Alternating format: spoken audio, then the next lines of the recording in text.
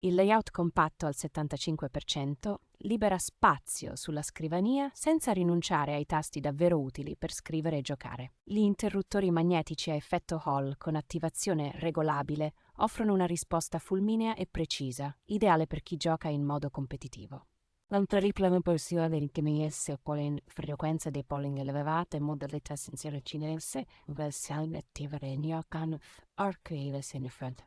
Possibilità di rimappare i tasti, creare macro e gestire l'illuminazione direttamente dal browser rende la personalizzazione molto più semplice rispetto alle solite suite software pesanti. Il Copilot è STMPB con un profilo confortevole e l'illuminazione RGB uniforme versus un'edizione Mitsubishi una leggibilità che anche il buio.